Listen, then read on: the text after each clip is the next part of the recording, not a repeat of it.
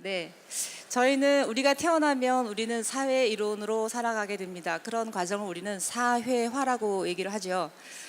사회화 되는 과정에서 우리는 자기소개를 하게 됩니다. 그래서 항상 누구누구입니다라는 소개를 하게 되는데 제가 먼저 여쭤보고 싶은 게 있어요. 혹시 부모님 되시는 분 좀 손 들어 주시면 어떨까요? 부모님. 네, 부모님이 더 많아 보입니다. 네, 그 다음에 그러면 그 유치하고 초등 부분에 계신 부모님. 네, 예, 감사합니다. 그럼 중고등학교. 예, 예, 예. 그럼 그 다음에 학년기 마치고 난 성인 부모님들 한번 손 들어봐 주세요. 네, 바로 보이네요. 유치하고 초등부모님들이 굉장히 많이 오셨어요. 그러니까 제가 얘기를 할 때 저는 지금 우리 아이가 27살인데 전체를 대상으로 하면 어린 부모님들은 27살짜리 아이의 그 미래가 감히 상상이 안 돼요. 그죠? 그래서 그런 거를 대충 조절을 해야 될 것 같아서 제가 여쭤봤습니다. 감사합니다.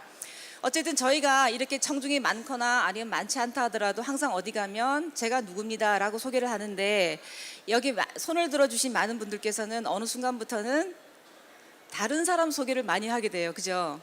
제가 얘가 눈치 없이 미리 떠버렸는데 누구 소개를 하겠어요. 우리의 어떤 그 특별한 자녀에 대한 소개를 많이 하게 되죠. 그죠? 예, 그런 부분은 공감하실 것 같습니다. 제가 이런 그림을 보여드리겠습니다. 아까 미리 제가 말씀드렸지만 27살 딸 이 작년에 그린 그림입니다.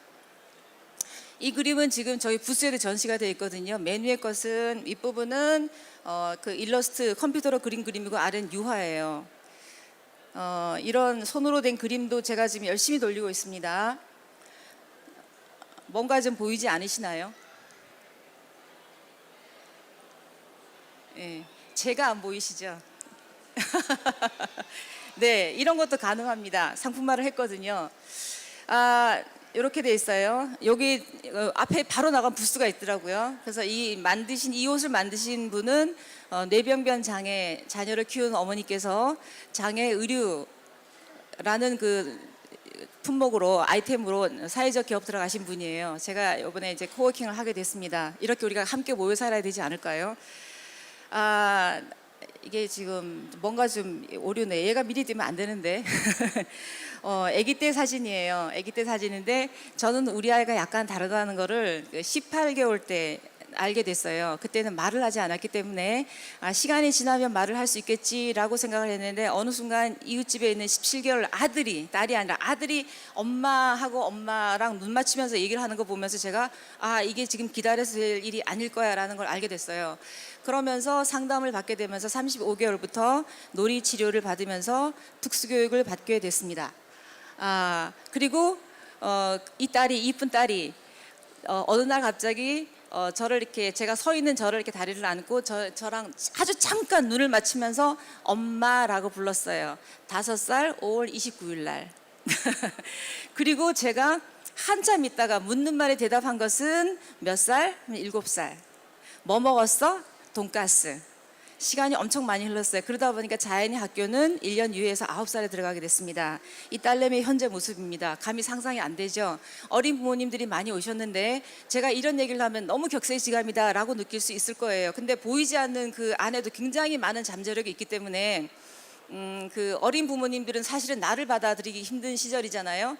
그래서 이 오티즘 엑스포라는 것이 가능성을 보여준다는 의미에서 굉장히 좋은 그 행사가 아니었는가 미리 이제 말씀을 드려봅니다. 저는 이런 주제를 얘기를 하게 될 것이고요. 먼저 우리가 지금 알고 있는 발달장애는 뭔가를 잠깐 얘기해 보면 여러분들이 병원에 가서 진단을 받을 때 그 복잡한 진단 기준을 제외하고 통상적으로 합의할 수 있는 정의는 뭘까? 결론은 이런 거잖아요. 사회적인 의사소통이 힘들고 그거에 인해서 상호작용이 있고 아이들이 환경 자극이나 스트레스에 굉장히 민감하죠. 그죠? 그래서 어렸을 때 우리는 부모님들이 빨리 이 아이가 좀 원상복구가 돼서 나갔을 때 좀 이상한 모습이 안 보였으면 이런 것 때문에 굉장히 압박을 하게 돼요. 물론 저도 많이 그랬습니다. 근데 그러한 것들이 미리 이런 교육이 필요한 것이 그게 나중에 어떤 영향을 미칠 수 있는가를 사전에 아는 게 좋을 것 같아요. 그렇게 억눌린 경우 우리 아이들이 사는 세상은 참 우리가 사는 세상보다 더 힘들어요. 더 힘든 아이들이 지내게 되면 결국은 그 문제가 언제 폭발하느냐 청소년기에 나오게 돼요. 감당할 수 없을 정도로. 그래서 우리가 하는 교육은 사실은 여기 나와 있는 것처럼 우리는 장애를 없애기 위한 교육을 하는 게 아니죠. 그죠? 그래서 일반 교육과 다른 것은 개별화 교육입니다. 그래서 제가 결국 드리고 있는 말씀은 우리가 사는 모든 교육 또는 치료의 목적은 결국은 우리가 함께 사회 구성원으로 살아갈 수 있도록 지원하는 데 초점을 맞추고 있다고 생각을 해요. 아니 엄마라는 사람이 무슨 저런 얘기를 막 하나 하시겠죠. 이제 얘기하다 보면 이런 말을 할 수가 있을 거예요. 자, 이 그림이 저는 여러분 이 자리에 서게 되는 굉장히 중요한 자료가 되는데 우리 딸이 여러분 모든 부모님들이 다 지금 그러시겠지만 우리 아이들이 받는 프로그램은 일주일에 4, 5개 보통 그죠? 제가 그 정도 됐거든요. 더 많을 수도 있고 아니면 더 적을 수도 있겠지만 그러면 엄마의 생활은 24시간 아이한테 묶여 있는 거죠. 그래서 저는 그때 이런 생각을 했어요. 내가 언제까지 이런 생활을 할 수 있을까? 그리고 이런 교육을 받지 않는 순간에 이 아이가 좀 혼자 할 수 있는 게 있으면 어떨까라는 생각을 했어요. 그렇지만 우리는 아이의 발달은 느리고 우리가 겪는 그 시간은 굉장히 지루하고 느리게 지나가잖아요. 그죠? 그래서 미리 말하자면 장애 자녀를 키우는 부모가 된다는 것은 결국은 이렇게 지루하게 지나가는 시간을 견뎌내는 사람, 견디면서 우리가 부모가 되는 것 같아요. 그래서 저는 이런 활동을 했는데 이게 사실은 한 2돌 정도 지나서 3돌 가까이쯤 됐을 때인 것 같아요. 우리가 철이 지나고 나면 사실은 달력은 그냥 버려지잖아요. 그 다음에 무슨 회사에서 나온 다이어리도 굉장히 많아요. 그래서 그런 다이어리를 앞에 놓고 우리 아이를 무릎에 앉혀놓고 손을 잡고 이제 그냥 긋기를 했어요. 뭐 동그라미, 세모, 네모. 시간은 어차피 가잖아요. 근데 그 뭔가라도 해야 되니까 그게 어떤 불안감의 표시일 수도 있는데 그런 동그라미를 그리게 되면 그 동그라미 안에 점을 찍으면 눈이 되잖아요. 그죠? 얼굴, 눈, 코, 입하고 그다음 팔, 다리를 그리고 팔, 다리를 그렸으면 그다음에 옷을 입히고 그다음에 액세서리도 할 수 있잖아요. 그리고 뭐 원피스를 입기도 하고 반바지 셔츠를 입기도 하고 그다음에 또 색칠도 할 수 있잖아요. 일종의 그러한 것에 대한 놀이였는데 어느 날 이런 그림을 그려놓은 걸 제가 봤어요. 그때 4살 때. 저것도 어느 날 저것만 완성된 상태로 확 나타난 게 아니라 굉장히 많은 쓰레기처럼 집이 그랬겠죠. 여기 나타났어요. 근데 저는 이게 어머니도 느끼시겠지만 저는 이게 정말 보물같이 느껴졌어요. 그래서 지금은 잘 보이지 않지만 약간 노랗게 돼 있거든요. 이거를 잘라서 제가 수첩에 넣어갖고 다녔습니다. 그러다가 어느 순간에 잃어버릴지도 모르겠다라고 생각해 스캔을 뜯었죠. 1년 지나고 나니까 한 줄이 2줄이 됐어요. 그래서 이 친구는 그림을 되게 좋아해서 이런 그림을 그리다 보니까 결론은 이제 위로 올라가야 되네. 제가 지금 긴장이 돼요. 그래서 이런 그림을 그리게 됐고 나중에 했고 어디까지 얘기했지?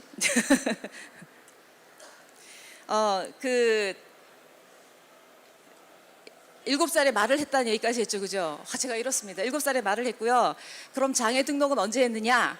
6살 때 장애 등록을 진단을 받았어요. 진단을 받아서 그때는 지적장애 상급, 그 다음에 14살 때 발달장애 상급, 그 다음에 16살 때 자폐성 장애로 최종 진단을 받았어요. 그렇게 진단을 받고 근데 이 친구가 그림을 좋아했기 때문에 그 초등학교 입학을 하게 됐을 때 초등학교에 가게 되면 그 아이들이 그림을 그릴 때만큼은 얘가 잘 그린다는 걸 아는 거예요. 이때부터 놀이처럼 시작했기 때문에. 그래서 내가 그림을 그리는 순간만큼은 아이들이 나를 인정해 준다는 그걸 알아요. 그래서 고등학교를 갈 때 정말 고민되잖아요.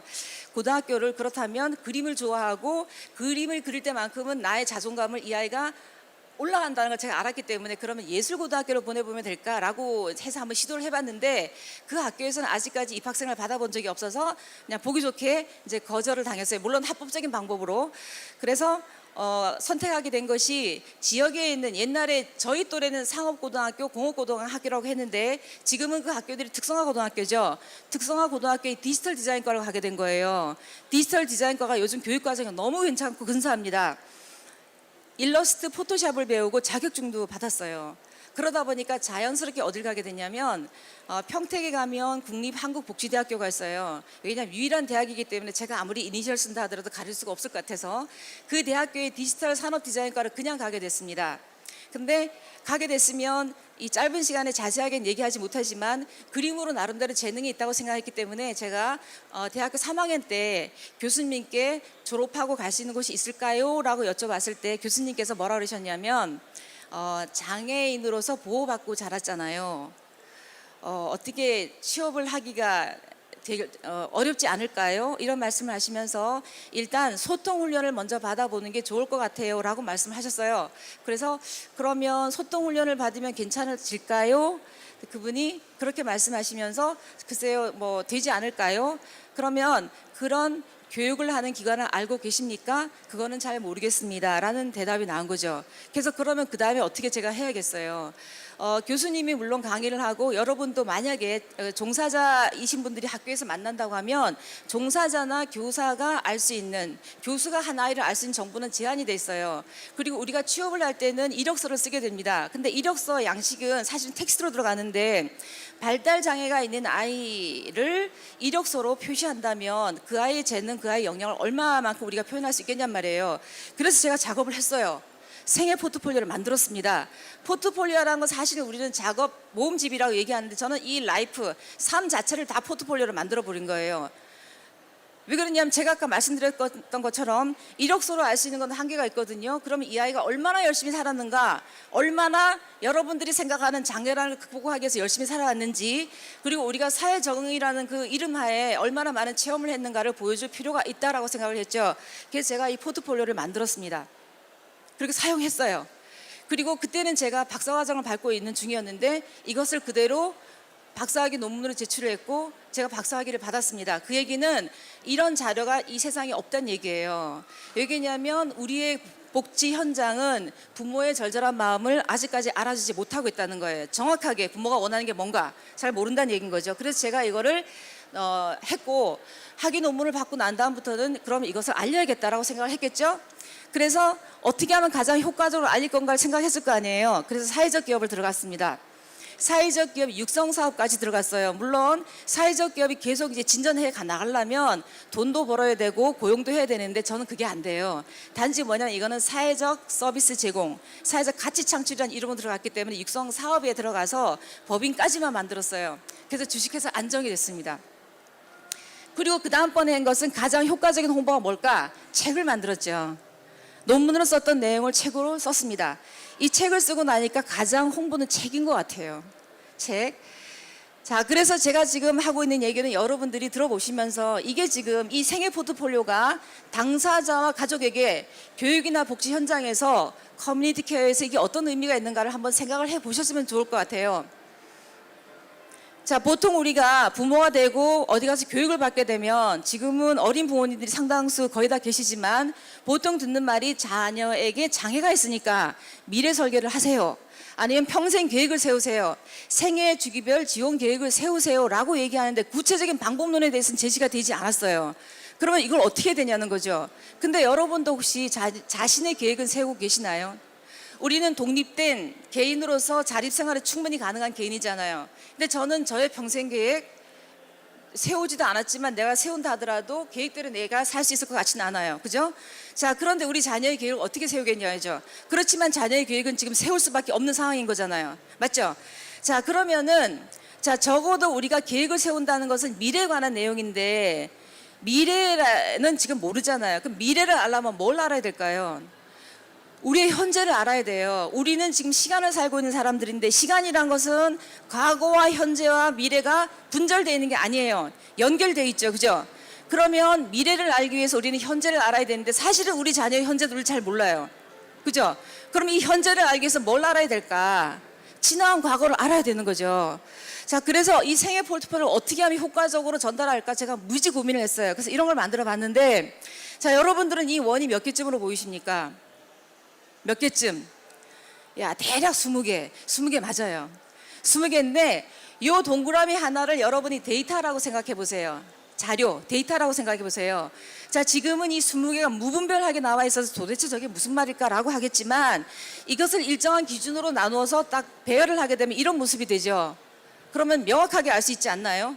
이것이 하나의 데이터, 하나의 자료라고 얘기하면 여기는 이런 내용이 들어가 있고 여기는 이런 내용으로 나와 있단 말이에요. 그죠? 그러면 이런 내용 각자는 뭘 가지게 될까요? 하나의 정보를 가지게 되는 거죠. 이런 것들이 정보로, 그죠?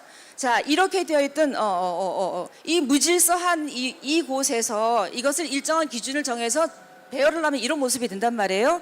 그러면은 이것이 정보였다라고 하면 이 정보는 이런 식으로 뭔가 메시지를 주게 되겠죠. 메시지. 자, 다시 보여주시면 이게 제 컴퓨터예요. 제 컴퓨터에 보면 여기 사진이라고 되어 있죠. 나머지는 제 거기 때문에 제가 막 그 해상도를 떨어뜨려 놨거든요. 모자이크 처리해서.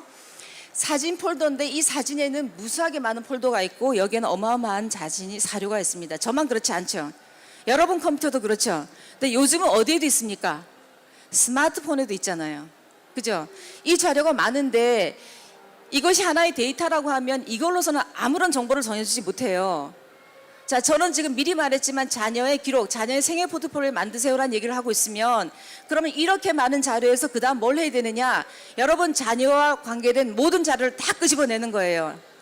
자료와 관계된 자료를 다 끄집어내서 아까 말했던 것처럼 일정한 기준을 만들어서 그 기준별로 자료를 모으는 거죠.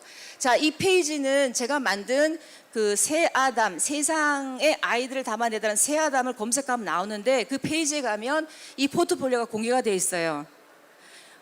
포트폴리오를 그냥 공개하기는 애매해서 회원가입을 하시면 바로 볼 수 있습니다. 거기면 저희가 같이 장애인 평생을 공부한 4명의 어머니들이 우리가 공부를 했다는 것은 의미가 있지 않을까라고 해서 자녀의 포트폴리오를 공개를 하자고 올렸는데 2명은 그래도 용기가 안 나서 2명은 비공개고요. 또 1명은 공개가 돼 있어요. 그래서 이거를 보게 되면 많은 분들이 저한테 그런 얘기해요. 아, 거긴 애가 보여줄 게 많잖아. 그런 얘기를 하는데 어린 부모님들은 27살 아이랑 비교를 하면 안 돼요. 아이들은 어떻게 변할지 모르니까. 그렇지만 이렇게 변한 아이도 있어요. 변하지 않은 아이도 있지만. 그래서 그런 걸 제가 보여준다고 생각하고 어쨌든 그 많은 자료를 이런 식으로 일정한 기준을 정해서 모으면 쫙 정보가 나오겠죠. 그죠? 이거를 보면 지금 27살 이 딸이 어떤 아이라는 걸 바로 볼 수 있어요. 그래서 다시 제가 표를 만들어 봤어요. 이렇게 개념들을 만들었죠. 자, 이것이 아까 말했던 컴퓨터 안에 있는 커다란 자료다라면 우리는 이것을 요즘 빅데이터라는 용어를 사용하죠. 빅데이터. 이 빅데이터에서 자녀에게 맞는 정보를 일정 기준에 맞춰서 분류하고 정리를 해요. 그 포트폴리오가 만들어지죠. 그러면 이러한 포트폴리오를 가지고 이 아이는 어떤 직업이 좋겠다. 이 아이는 앞에 어떻게 살면 되겠다라고 미래 설계를 할 수 있지 않을까. 저는 이게 그 방법이라 생각해요. 이게 지금 포트폴리오를 만든 이유고 이런 식으로 제가 설명을 하게 된 거죠. 자, 그러면 이 포트폴리오를 제가 사진으로 만들었는데 사진을 하나 보여드릴게요. 도대체 사진이 어떤 의미인가? 자, 저희는 이런 사진을 안 찍었는데 요즘 이런 사진 많이 찍으시잖아요. 우리 아이를 임신했을 때. 이분은 애니왕이라는 그 사진작가인데 대만에 있는 사진작가예요. 이 대만에 있는 사진작가는 요 배에다가 글씨가 잘 안 보이시죠? My baby. My baby라고 썼어요. 이런 사진을 찍고 자, 그 다음에 이런 작업을 한 거예요. 그 사진을 배경에 놓고 앞에서 찍어요. 그 다음에 또 그 사진을 놓고 찍어요. 3장 겹쳤죠? 맨 뒤에 있고 앞에 있고 겹쳤죠? 그 작업을 또 합니다. 맨 뒤에 있죠? 또 그 작업을 하고 이 작업을 하는데 이때는 키가 똑같아. 아직은 아니네. 키가 똑같아졌죠, 그죠? 이게 마지막 작업이래요. 이걸 몇 년 동안, 17년 동안 했대요. 여러분, 이 사진을 찍는데 어마어마한 기술이 들어갔을까요? 기술 없죠, 그죠? 그냥 찍어요. 이 작품을 하는 것은 그렇지만 이 작품은 걸작이죠. 왜 걸작이겠어요? 이 사진에는 정성이 들어가 있죠. 부모의 사랑이 들어가 있죠. 그리고 어떤 작품? 일관된 작품이죠. 그리고 지속적인 작품이에요. 이거 하나만으로도 걸작이죠. 저 부스에는 지금 제가 만든 27년짜리 그 포트폴리오가 있는데 그거 하나만 해도 어마어마한 재산인데 여러분들이 그거를 만들 수가 있어요. 자, 이거는 지금 장애인 등록 현황을 제가 대충 만들어 봤는데 우리 뭐 이미 여기 계신 분들 알겠지만 발달장애인 전 인구의 0.4%밖에 되지 않습니다. 그죠? 0.4%밖에 되지 않는데 아이들이 자라는 모습을 저희가 이렇게 3단계로 나눠 본다고 하면 아까 우리의 교육은 목표가 뭐라 그랬죠? 지원에 중점을 둬야 된다고 했잖아요. 그죠? 그렇다고 하면 우리 아이의 평생을 보면 이 생애 주기별로 이렇게 많은 지원자들이 들어와요. 다 지원을 위한 시스템이죠. 그죠? 그렇다고 생각하면 사실은 이런 지원을 받는 당사자가 주인공이 아닌가. 근데 정말 우리가 주인공으로 느껴지는가. 이건 좀 생각해 볼 일인 것 같아요. 자, 다시 이걸 어떻게 보냐면 제가 하나의 평생으로 그려볼게요. 그려보면 지금까지 있었던 제가 느끼는 교육은 주로 어디에 집중해 있었냐? 학령기에 거의 다 집중이 돼 있었다는 거죠. 모든 자원이. 그리고 지금 우리가 여기 교육 받으시는 분도 아까 제가 손들어 표시해 달라고 했을 때도 어디 많이 계셨죠? 위치 초등 부분이 많이 계셨잖아요. 그죠? 근데 이 부분에 집중해 있는데 정말 유치나 초등학교 아니면 학령기에는 교사가 상당 부분을 지원해 주기 때문에 오히려 그때는 부모님 고민만 하고 실제로 할 수 있는 건 없어요. 정말 고민되는 건 언제냐? 성인기인데 어마어마하게 길죠. 이런 성인기를 고민하고 이런 변화가 있어야 된다라는 그 목적 때문에 사실은 이 오티즘 엑스포도 있다고 생각을 해요. 제가 하는 자료도 결국 여기에 관점을 둔 것이고요. 그래서 제가 얘기하는 것은 이러한 복지, 아이들이 살아가는 곳에 지원은 특수교육이 있고 장애인 평생교육이 있고 장애인 복지가 있는데 이러한 걸 연결하려면 결국은 이 서비스 이용자 중심의 뭔가 기록 시스템이 있어야 되지 않을까라는 얘기를 제가 하고 있죠. 저는 지금 사적인 영역에서 기록 시스템을 얘기하고 있는데 사실은 공적인 영역에서 이건 아직 안 되어 있어요. 자, 그러면 볼까요? 우리가 지금 제일 먼저 접하는 법이 장특법인데 장특법에 가면 IP라는 그 기록이 하나 필요하죠. 그 다음에 발달장애인 권리지원법에 의하면 ISP라고 개인별 지원계획 수립해서 이런 계획이 필요하다고 얘기를 해요. 자, 그 다음에 또 우리 만드는 것은 평생교육법에 의해서 만들어진 국가장애인 평생교육이 이제 시작이 되고 있죠. 자, 이것도 우리 장애 성인들을 위한 시스템이고 또 하나 들어온다고 하면 자, 작년에 이런 발표가 있었죠. 발달장애인 주기별 종합대책이 있었는데 그러면 이러한 서비스를 제대로 우리가 이용하고 제대로 제공하기 위해서도 아이들의 교육은 필요하지 않을까? 자, 그러면 이것은 나 혼자만의 주장일까? 이미 이런 거에 생각은 누구나 다 하고 있어요. 자, 학교 밖을 넘는 특수교육을 위하여라는 것이 2016년에 있었는데 이 내용을 보니까 이런 내용들이 있더라고요. 어떤 기록 시스템이 필요한 것 같아요라는 얘기는 이미 제기되고 있어요.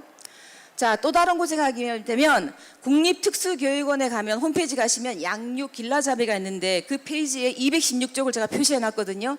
이 페이지에 보면 이런 내용들이 있어요. 다 지원해 간 내용이 있고 장애 자녀를 위한 평생 설계 포트폴리오를 만드는 게 좋습니다라는 얘기가 있어요. 근데 그거에 대한 방법적인 얘기는 없죠. 제가 여기에 2016년 11월 30일이라고 날짜를 붙인 이유는 뭘까요? 저는 논문을 2016년 8월 달에 받았어요. 8월 달에 저는 생애 포트폴리오가 필요하다라는 걸 이제 깨알같이 얘기합니다. 이 책은 그 이후에 나왔다고. 네. 자, 이거는 지금 우리 아이가 초등학교 가기 전에 지금 유치나 초등 부모님들이 많이 계시기 때문에 유치부 어머니들이 지금 현재 맞이한 상황은 뭘까요? 치료나 교육을 받기 위해서 어마어마한 상담을 많이 받잖아요. 근데 상담 몇 번 받다 보면 그 내용이 그다지 변하지 않는다는 걸 알고 계시죠? 그죠? 근데 나중에 보면은 똑같은 얘기 또 해야 돼요. 지겨워져요.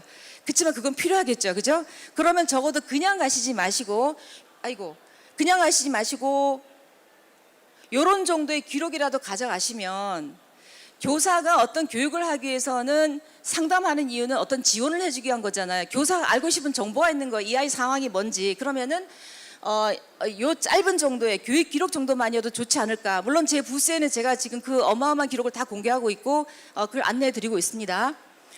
자, 이 내용은 뭐냐? 제가 인천에 있는 지금 유치 초등 부모님은 감히 상상이 안 되시겠지만 인천에 있는 시설장을 만났어요. 그 시설에는 20명의 이용자들이 살고 계시고요. 4명의 그 종사자들이 계십니다. 그래서 제가 그분한테 여쭤봤죠. 여기 계시는 이용인들은 연세가 어떻게 되시나요? 40, 50대. 그러면 또 질문하죠. 부모님이 살아 계시나요? 안 계신 분이 거의 대부분이세요. 그러면 이들이 어떻게 살았는지 알 수 있는 만한 자료가 있으신가요? 없어요.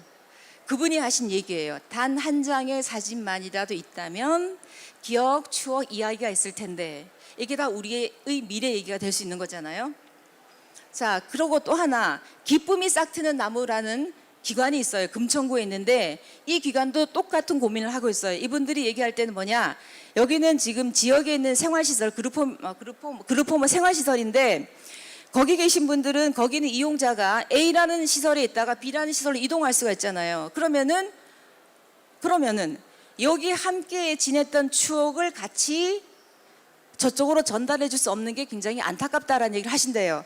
그래서 이쪽에서는 어떤 일을 하냐면 1년에 4번 계절마다 여행을 해요. 그리고 아주 꼼꼼하게 사진 작업을 해요. 그리고는 1년에 여행 갔던 것을 하나의 내용으로 책을 만들어요. 여기 지금 1년 동안의 작업인데 세이세이 에세이가 6번째 책까지 나왔거든요. 이 책 안에는 우리 딸과 제가 같이 여행했던 내용도 들어가 있어요. 저는 이 기간을 학교를 나와서 사회복지사 과정을 공부하면서 사회복지사 공부를 하게 되면 실습을 해야 돼요. 이 기간에 실습을 하게 됐거든요. 그때 만나게 됐고 지금 현재 이곳은 7번째 책 작업을 하고 있어요. 자, 또 한 곳을 얘기하자면 경기도 포천에 있는 그 곳인데 여기는 시설이에요. 즈문해라는 곳인데 즈문해 해사리 카페를 검색하면 다음에서 그러니까 검색이 돼요. 거기는 제가 만났던 곳 중에서 그나마 가장 최신의 방법으로 자료 관리를 하고 있었죠. 페이퍼 작업을 하나도 하지 않고 있었어요. 여기에 지금 제가 모자이크 처리를 해놨는데 이 안에 들어가면 다 당사자 이름이 있고요. 요 안에다가 폴더에 다 작업을 하고 있는 거죠. 그래서 만약에 이분이 다른 기관으로 옮기게 된다면 폴더를 그대로 양도하면 되는 거예요. 제가 만났던 가장 나은 방법. 저는 이런 걸 한다고 얘기했더니까 그게 더 낫다고 막 그러신 거죠. 자, 이렇게 됐고, 자, 저는 이것을 표를 만들어 봤어요. 자, 우리 아이들이 사는 교육이나 치료나 뭐든 아니면 그 성인이 돼서 살아가는 그 지원을 받은 체제는 다 학생과 부모와 교사 이 세 사람이 모여서 되는 거죠. 그런데 지금 우리 교육을 보면 학생이나 교사의 역할은 너무 뚜렷해요. 학생은 배우고 교사는 뭔가 제공하고, 그러면 이 사이에 부모의 역할도 분명히 있는데 부모도 어마어마하게 역할을 하고 있지만 사실 부모의 역할이 눈에 보이지 않아요. 저는 이 부모의 역할이 이런 아이의 생을 기록한 생애 포트폴리오, 이 작업이 필요하다고 얘기를 해요. 저는 부모님한테 부모님이 이 작업을 시작하세요라고 얘기하지만 여러분들이 이런 작업을 시작하면 분명히 교사나 종사자도 이 작업에 동참할 거라 생각을 해요. 그렇게 되면 이 생애 포트폴리오가 있다고 하면 부모가 이 학생 당사자의 정보를 제공하고 교사가 이 정보를 참고 삼아서 치료나 교육을 한다면 아이가 좋아지지 않을까요? 학생 좋아지죠. 아이가 좋아지면 누가 좋아지나요? 다 좋아지는 거예요. 그렇게 되면 결국은 저는 특수교육이나 사회복지 전체가 다 좋아질 수 있지 않을까라는 그림을 그려봅니다. 그렇지 않을까요? 그죠? 그래서 이 세상을 바꾸는 거는 어머니들 각자의 역할에 따라서 바꿔줄 수 있다고 얘기를 하고 싶어요. 자, 그러면 이 생애 포트폴리오를 어떻게 활용할 것인가? 이거 제가 그냥 써본 건데 여러분들은 지금 우리 늘 이런 거 하고 있잖아요. 같은 말을 계속 반복하고 있어요. 그 다음에 사회 서비스를 효율적으로 이용할 수 있다라고 한 얘기는 어느 그 장애인 복지관 관장님께서 말씀하셨는데 복지관에 들어오는 이용자는 각각 어떤 프로그램에 들어오잖아요. 그죠? 그러면은 이분의 이용자의 모든 정보를 다 알지는 못해요. 근데 막 생활하다 보면 내가 몰랐던 어떤 부분이 탁 보이는 거예요. 내가 왜 저분의 저런 그 어떤 특성이나 재능이 있는 거 몰랐을까라는 것을 놓칠 수가 있다는 거죠. 저도 사실은 학교에 있을 때 그랬었고. 자, 그렇다면 우리 딸이 아까 취업할 때 안 됐던 것처럼 이력서를 대신하는 작업이 될 수 있지 않을까. 자, 그 다음에 우리는 내가 우리 아이와 평생 함께 할 수 없다는 것 때문에 성년 후견인 제도가 필요하다고 얘기를 하고 있는데, 그렇다면 성년 후견인이 법적인 어떤 장치에서 이 아이를 지원한다고 하면 어떻게 해야 되겠어요? 적어도 이 아이가 어떤 성장을 했고 어떤 문화적 배경에 성장을 했는가, 그 자료가 있어야지만 적어도 제대로 된 후견을 하지 않을까라는 이유로 제가 이 표를 만들어 보았고, 자, 또 요거는 자, 안정이 필요해요 라고 얘기했는데 저는 법인 이름을 안정이라고 지었습니다. 안정이라고 말 그대로 안정이에요. 사실 우리는 부모님은 안정이 필요하죠. 엄마의 마음이 안정이 돼야 되고 엄마가 안정이 되면 우리 아이도 안정이 될 수 있겠고, 그죠? 그리고 우리의 복지는 너무 뜨거워요. 우리 사회도 안정이 돼야 될 것 같아요. 그래서 제가 안정이 필요하다고 만들었는데, 사실은 부모님은 우린 특별한 양육을 하고 있잖아요. 이 특별한 양육 때문에 우리는 짐이 너무 무거워요. 모든 부모님이. 우리는 이 짐을 조금은 덜어내야 되지 않을까. 생애 포트폴리오 작업을 제가 했는데 이 포트폴리오 작업을 하면 제가 듣는 얘기는 아까도 말씀드렸지만 거기는 애가 보여줄 게 많잖아라는 얘기를 많이 해요. 근데 제가 아까 4명의 부모님이랑 작업을 한 것을 그 사이트에 올려놨습니다라고 했을 때 제가 그 동료 공부하는 어머니들한테 설득을 해야 되잖아. 이러 한번 해보자라고 했을 때 어떤 부모님 그랬어요. 거기는 애가 보여줄 게 많잖아. 우리 애를 보여줄 것도 없는데 우리 애가 뭐 도움이 되겠어? 그래서 제가 그냥 해보시라고 했어요. 그분이 그 다음에 오셔서 저한테 말씀하셨어요. 이거 부모님은 꼭 해봐야 될 것 같아요. 그러면서 하시는 말씀이 내가 내 머리를 쓰다듬어 주고 싶어요 라고 했어요. 그 한 말씀으로 이해가 되죠. 그죠? 우리는 아이의 삶을 기록해 보세요 라고 얘기하지만 그 기록은 누가 하는 건가요? 엄마가 하는 거예요. 부모가 하는 거예요. 그거는 아이의 기록을 통한 나의 삶인 거죠. 그래서 그렇게 어느 정도 좀 덜어내야 되지 않을까. 이 무거운 거를 덜어내고 비워내야지만 계속 채울 수 있지 않을까요? 그래야지 우리도 스스로 격려를 해보고 포트폴리오 만들어 보면서 그리고 앞으로 갈 길이 멀잖아요. 그렇게 갈 수 있지 않을까라면 제가 이렇게 만들어 봤습니다. 이렇게 이제 순환한 표로 제가 한번 만들어 봤죠. 이렇게 만들어 봤습니다. 자, 저는 그래서 안정이라는 이름을 만들었지만 이 새아담이라는 것은 하나의 포트폴리오를 알기 위한 사업명으로, 저도 왜 안정이 들어왔는지 새아담이 들어왔는지 저도 헷갈려요. 어쨌든 둘 다 지금 제가 하고 있는 거고 이런 일을 하고 있고요. 요거는 제가 아까 그 사이트를 만들었다고 했는데 그 사이트에 가면 4명의 친구들이 있습니다. 이 친구들이 있는데 이 2명은 비공개, 이 2명은 공개. 단 여러분들이 회원가입을 하시고 로그인을 하셔야지만 볼 수가 있어요. 그리고 그 외 자료도 옮기고 있는데 제가 지금 이러한 작업을 자조 모임을 통해서 직접 만드는 작업을 하고 있거든요. 그러면 부모님들께서 제가 쫙 보여주면 저는 그거 작심하고 만든 거잖아요. 어디부터 시작해야 될지를 잘 모르세요. 그래서 제가 일단 생애 연대표를 하나 만들어 보세요 라고 제가 만들었던 표를 제가 이렇게 드립니다. 그것은 지금 제 부스에 오면 제가 안내를 해놨는데 생애 포트폴리오를 검색을 하시고 뭐 생애 포트폴리오 어디부터 시작할까라는 제목이 검색이 될 거예요. 그 안에 들어가면 제가 그 샘플을 그대로 공유를 해놨어요. 그리고 빈칸에 파일을 올려놨는데 그건 한글 파일이기 때문에 여러분들이 수정해서 사용해도 상관없으세요. 그렇게 일단 만들어 보시면 뭔가 우리 아이 삶이 보여요. 그런 다음에 그 다음에 사진 작업을 들어가면 되지 않을까. 우리는 지금 제가 아까 빅데이터라는 얘기를 했는데 이미 우리는 빅데이터의 시대에 들어와 있잖아요. 그리고 AI가 인간을 대신한 시대에 와 있죠. 그죠? 그리고 대한민국은 세계 유명한 IT 강국이 아닙니까? 그죠? 그런데 사실은 우리는 어디 가나 엄마 입장에서는 우리 아이가 이런 아이라고 늘 우리 아이를 설명하고 다녀요. 그렇다면 이러한 것이 그런 기술적인 것으로 같이 포트폴리오를 연결하면 뭐가 되지 않을까? 그죠? 그러면 좋을 것 같죠? 그게 제가 사회적 기업에 들어간 미션이에요. 그래서 그 작업을 하고 있는데 저는 그 작업이 올해 연말 지나기 전에 완성되기를 바랍니다. 그러면 여러분들이 자유롭게 포트폴리오를 만들고 필요에 따라서 여러분 우리가 밴드를 만들어서 필요한 부분을 공유하고 하듯이 그렇게 되면 우리 삶이 좀 더 가벼워지고 뭔가 이 좀 변화가 생기지 않을까라는 생각으로 제가 이 자리에 서서 이 말씀을 드렸습니다. 저는 여기까지 발표를 하고 시간이 남아 있다면 질문을 받아도 될까요? 네.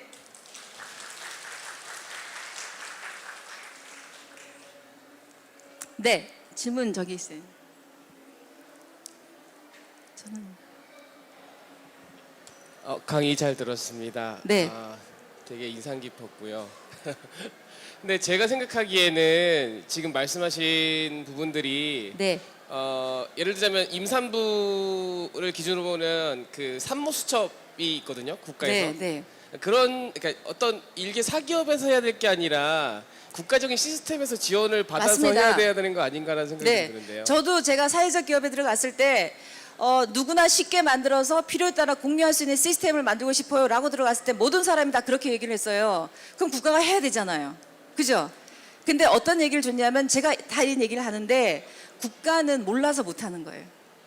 그리고 복지가 특히 그렇다고 얘기했는데 복지는 모든 게 다 새롭게 나오는 거죠. 근데 국가에서 만들어야 되는 거는 이미 국가의 모든 정책은 제가 들은 바대로 그대로 전달할게요. 근데 이게 맞는 말인 것 같긴 해요.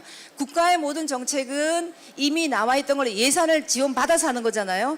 그러면 사업 계획을 내고 예산을 내려면 이미 없었던 걸 가지고 사업 계획을 낼 수가 없잖아요. 제가 그렇게 들었거든요. 없어서 못한다고. 그러니까 누군가가 이런 일을 하고 이것이 성과가 있고 저게 가능하다라고 하면 그 다음에 국가가 들어가는 거죠. 그러니까 순서는 뭐냐면 누군가가 시작을 해야 되는 거예요. 그래서 제가 얘기하는 거는 이 시스템을 만들고 싶어요 라고 얘기할 때 그건 제가 개인적으로 쓰는 게 아니에요. 그 시스템 제 게 아니에요. 모든 사람이 다 쓸 수 있도록 이렇게 시작하면 국가가 제대로 들어오지 않을까라고 제가 하는 거죠. 근데 이런 얘기를 누가 하겠습니까? 부모가 아니면. 제가 아까 얘기를 하다 보니까 이게 지금 시간에 쫓기기도 하고 이 무대가 저한테 너무 크거든요. 그 말씀을 빠뜨렸는데 저는 원래 교사였습니다. 교사였고 우리 아이의 문제 때문에 지금은 그 양육 지원이 잘 돼 있지만 지금 27살인 우리 딸한테는 그렇지 않았어요. 지금 우리 딸은 오늘 그러니까 부과된 임무가 있거든요. 지금 저를 찍고 있어요. 찍고 있는데 11년 동안 저는 직접 이 교육을 받았고 그 다음에 특수교사가 돼서 현장으로 들어갔죠. 들어가서 봤는데 그리고 그 이후에 제가 아까 박사학위를 받았다고 얘기했잖아요. 그러면 저는 연구 쪽도 들어가 봤어요. 그럼 연구 쪽은 왜 이걸 못합니까? 연구는 왜 못해요? 저는 또 하나가 있다고 그래요. 아무도 이걸 시작하지 않았으니까. 우리의 복지나 특수교육은 대부분 수입이에요. 그렇지 않습니까? 다른 나라에서 하는 게 있으면 바로 복지에서 우리나라 이식을 합니다. 토양이 우리 게 아니에요. 그렇기 때문에 이게 안 맞아요.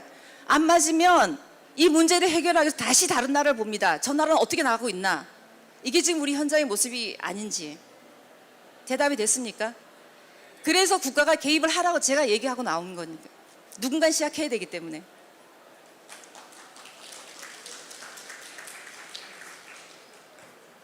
네. 이력 관리 시스템 하면 그게 그 혹시 부모님이세요? 아, 예, 부모고요. 네. 그러니까 포트폴리오라는 개념 자체가 이해하기 쉽지 않을 수도 있어서 그냥 오히려 직관적으로. 그러면 하나만 더 네. 여쭤볼게요. 혹시 네. 자녀가 몇 살쯤 됐어요? 지금 4학년이니까 11살이요. 아, 그러면 제가 이게 왜 그러냐면 자녀의 연령에 따라서 보는 게 달라요. 제가 이 사이트를 만들어 놓으니까 거기에 부모님들이 댓글을 다시는데 어린 부모님들은 뭐냐면 나의 얘기가 공유되는 게 싫어요. 노출되는 게. 저도 그 과정을 겪었거든요. 내 얘기 안 하고 싶어요. 누가 우리 아이 아는 거 싫고 우리 가정 삶 아는 게 싫고. 근데 어떤 문제가 생기냐면 20대가 넘어가고요. 20대 중반에 성인기에 접어들게 되면 부모의 나이는 50대가 넘어요. 부모들은 조급해요. 그래서 제가 말씀드리는 게 아까 이 자녀의 연령층이 어떻게 됩니까? 라고 여쭤본 거죠. 이 연령에 따라서 보는 게 다 달라요. 그러니까 포트폴리오를 짠다고 하면 뭔가 이게 그 취업 목적이라든가 이런 생각이 먼저 든다고 저는 느꼈거든요. 네, 그래서 네. 그 교수님 말씀하시는 자, 것 자체가 네. 좀 이해가 안 됐고. 그러면 네. 이제 아까 저쪽 부분에 지금 취업과 관련된 그 기관들이 많이 나와 있는데 제가 한 기관을 얘기 들려면 어제 이제 그분이 그런 질문 하시더라고요. 어떤 일을, 그러니까 심심하다고 제가 뭐 하냐고 묻는 거예요. 그래서 거기는 어떤 일을 하세요? 하니까 발달장애인의 지속 가능한 일자리를 창출한다 그러시더라고요. 그래서 제가 여쭤봤어요. 베이스가 어떻게 되시냐? 전공이 무엇이냐? 공대를 나오셨대요. 그 일을 하신 지 얼마나 됐어요? 1년이 채 안 됐대요. 부모님들 다 이해하시죠?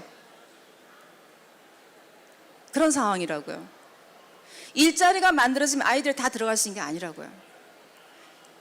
이 디테일이 너무 많아요. 그래서 요즘 우리가 유흥복합 사회라고 한다면 유흥복합 사회 최상 위에 있는 것은 저는 장애인 복지라고 생각이 돼요.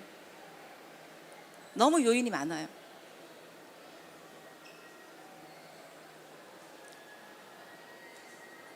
또 질문 있으십니까?